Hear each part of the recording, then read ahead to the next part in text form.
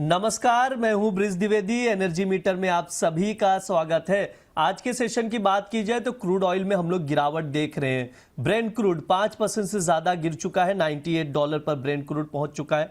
WTI crude में भी 5% से ज्यादा की गिरावट देख रहे हैं, $91 के अराउंड WTI क्रूड नजर आ रहा है। घरेलू बाजार में भी तकरीब देखा जाए तो 5% की गिरावट हम लोग देख रहे हैं। क्या यहां से गिरावट और बढ़ेगी या रिकवरी का चांस है, किस लेवल पर एंट्री ले, और साथ ही नेचुरल गैस पर भी चर्चा की जाएगी विस्तार से कि नेचुरल गैस में कहां पर अपॉर्चुनिटी दिख रही है ट्रेडर्स के लिए। हमारे साथ बातचीत करने के लिए जुड़ रहे हैं पृथ्वी फिनमार्ट के डायरेक्टर और कमोडिटी एंड करेंसी के research head Manoj Jain ji. Manoj sir नमस्कार, स्वागत है आपका द बोनस में।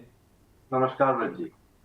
सर से चर्चा करना शुरू करें उससे पहले जान लेते हैं कि इतनी बड़ी गिरावट अचानक से क्रूड में दिखाई क्यों दी। देखो, सबसे इंपॉर्टेंट है अमेरिका ईरान जंग का अपडेट, क्योंकि लगातार हम लोग देख रहे हैं जब से तनावपूर्ण स्थिति बनी हुई, युद्ध शुरू हुआ, तब से क्रूड में तेजी देखी।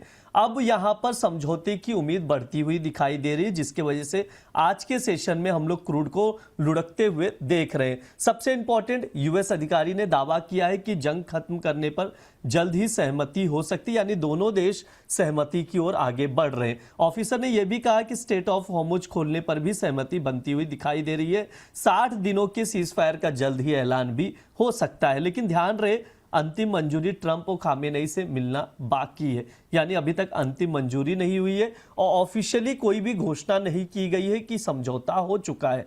यानी स्थिति में हम लोग समझौते की ओर बढ़ रहे हैं, लेकिन अब तक क्लियरिटी नहीं है। ईरानी सांसद ने यह भी कहा है कि हमारी शर्तों के बिना अमेरिका से समझौता मंजूर नहीं है। ट्रंप कह रहे हैं कि ईरान के साथ ओबामा जैसी डील नहीं करेंगे। नेतन्याहू कह रहे हैं कि ईरान को कभी भी परमाणु हथियार हासिल करने नहीं देंगे। और सबसे बड़ा मुद्दा है जो संपत्तियों को फ्रीज किया है अमेरिका ने, वो क्योंकि ईरान की मांग है कि पहले फंड को रिलीज किया जाए, उसके बाद ही स्टेट ऑफ हॉर्मुज को ईरान खोलेगा। और अमेरिका कह रहा है पहले स्टेट ऑफ हॉर्मुज को खोला जाए ईरान की तरफ से, उसके बाद ही फंड रिलीज किए जाएंगे। ये सिचुएशन अब तक नजर आ रही है। हालांकि आज के सेशन में क्रूड में हम लोग बड़ी गिरावट देख रहे हैं। सर से समझेंगे, सर क्या लग रहा है क्रूड में यहां से और गिरावट देखने को मिलेगी या वापस से रिकवरी आती हुई दिखाई देगी? क्योंकि जो युद्ध को लेकर बातें चल रही हैं, जंग को लेकर, लेकिन उसमें बहुत ज्यादा क्लियरिटी नहीं निकल कर आ रही है। देखिए, यहाँ पे जो एक सेंटिमेंटल इम्पैक्ट देखना था कीमतों के ऊपर, वो हमने देखा है और कीमतें यहाँ पे इंटरनेशनल मार्केट में लगभग 4 से 5% की गिरावट आज दिखा रही है। और भारतीय बाजारों में भी हमने यहाँ पे लगभग 4 से 5% की गिरावट आते हुए देखी है। फर्दर यहाँ पे जो मूवमेंट है वो डिसाइड होगा कि यूएस और ईरान जो है वो शांति समझौते के ऊपर किस रूप में आगे बढ़ रहे हैं और वहां पे डील हो रही है या नहीं हो रही है। अगर यूएस और ईरान वहां पे डील करने में सफल हो जाते हैं तो फिर वो कच्चे तेल के लिए इमीडिएट एक नेगेटिव इम्पैक्ट जो है और डालता हुआ नजर आएगा और WTI की कीमतें 88 से $85 तक फिर फिसल सकती है। और भारतीय बाजारों में भी जो कीमतें हैं वो नीचे में 8,400 से 8,200 की रेंज में आ सकती है।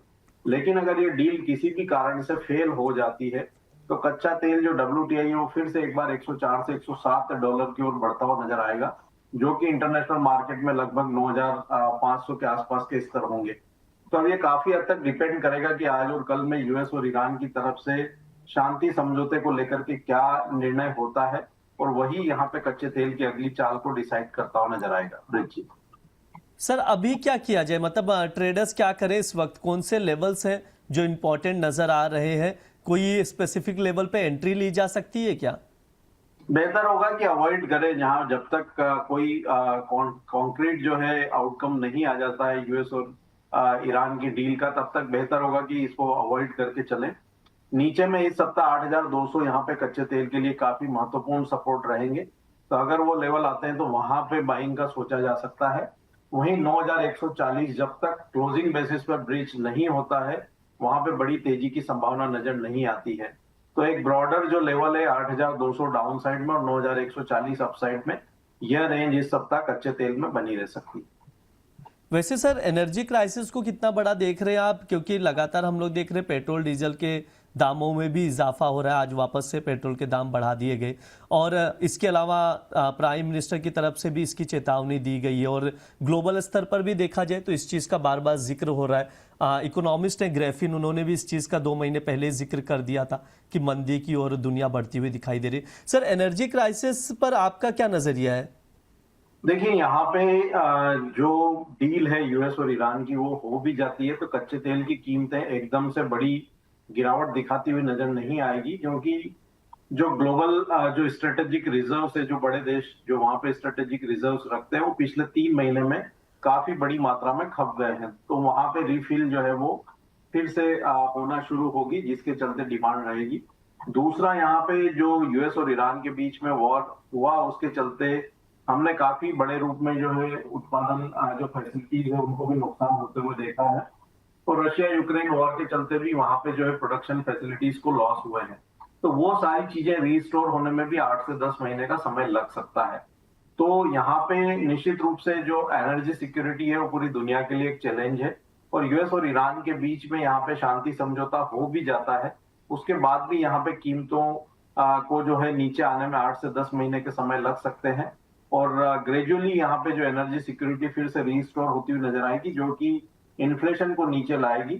तो शॉर्ट टर्म में कीमतें जो है वो 80 से $85 की रेंज में रह सकती है, लेकिन जैसे जैसे वहां पे प्रोडक्शन फैसिलिटी रीस्टोर होगी तो फिर हम ग्रेजुअली कीमतों को $80 के नीचे जाते हुए देखेंगे। तो अभी शॉर्ट टर्म में यहाँ पे जो है एनर्जी का क्राइसिस जो है वो बना रहेगा, लेकिन यहाँ पे यूएस और ईरान का जो शांति समझौता हो जाता है तो चीजें फिर वहां पे ग्रेजुअली जो है वो ट्रैक पे लौटती हुई नजर आएगी। ब्रिज।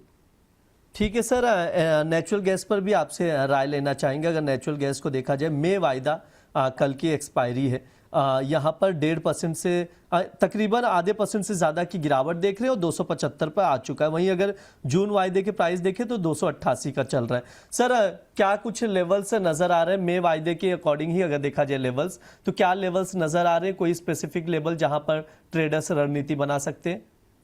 अगर मई वायदा के हिसाब से बात करें तो मेरा मानना है कि यहाँ पे 264 काफी अहम सपोर्ट रहेंगे मई के लिए, और 288 अब यहाँ पे रेजिस्टेंस रहेंगे।